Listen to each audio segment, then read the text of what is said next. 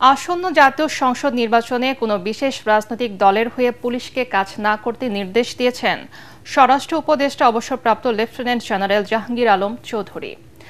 রাজধানীতে পুলিশ সদস্যদের নির্বাচনী প্রশিক্ষণ কর্মশালার উদ্বোধনীতে তিনি বলেন, অতীতের বাজে নির্বাচনগুলোর কথা মাথা থেকে ঝেড়ে ফেলতে হবে।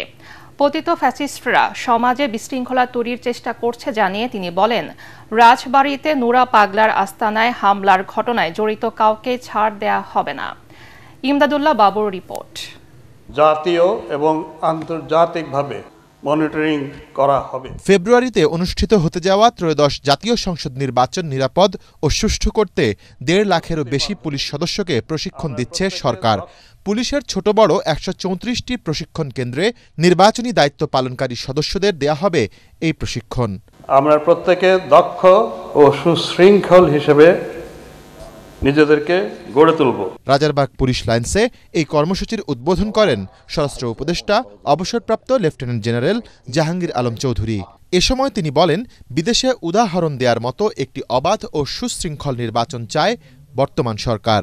আপনারা এই 14, 18, 24-এর নির্বাচন ওইটা মাথা থেকে মুছে ফেলবেন, রাজনৈতিক দলের থেকে একটু দূরে থাকবেন। আপনারা এখন যদি তেল দেওয়া শুরু করে দেন, আপনাদের কিন্তু নির্বাচনের পর আপনাকে তেল শেষ হয়ে যাবে। এখন যার কাছে যে তেলটা রিজার্ভ করে রাখছে সেই সময় কিন্তু তেল দিয়ে উঠতে যাবে। এই জন্য আপনারা কোনো দলের দিকে যাবেন না, আপনারা একেবারে জনগণের যে আশা আকাঙ্ক্ষা এটা পূরণ করার জন্য আপনারা চেষ্টা করবেন। উপদেষ্টা জানান, নির্বাচনের আগে দেশকে অস্থিতিশীল করার চেষ্টা চলছে।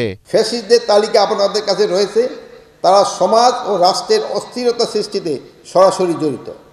অনেক অপরাধী জামিনে ছাড়া পেয়ে অপরাধ করছে, তাদের আইনের আওতায় আনতে হবে। সামনে দুর্গাপূজায় আবারও সারা দেশে অস্থিরতা সৃষ্টির পায়তারা হচ্ছে। এবছর সর্বোচ্চ সতর্কতা থাকতে হবে। রাজবাড়ীতে নুরা পাগলার আস্তানায় হামলার ঘটনায় আগে থেকে হুমকি থাকলেও ঘটনা প্রতিহতে প্রশাসনের ব্যর্থতা রয়েছে কিনা এমন প্রশ্নের উত্তরে তিনি বলেন, তদন্ত শেষে সংশ্লিষ্টদের বিরুদ্ধে ব্যবস্থা নেওয়া হবে। কাদের নেগলিজেন্সি হয়েছে ওটা তো তদন্তের পরে প্রমাণিত হবে।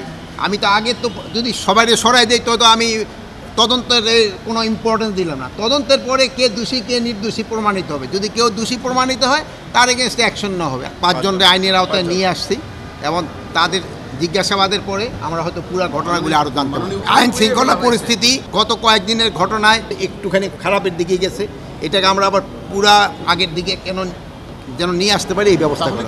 জনগণ নির্বাচনমুখী হলে কোনো মব সন্ত্রাসী তাতে বাধা সৃষ্টি করতে পারবে না বলেও মন্তব্য করেন স্বরাষ্ট্র উপদেষ্টা। ভালো থাকেন, আল্লাহ।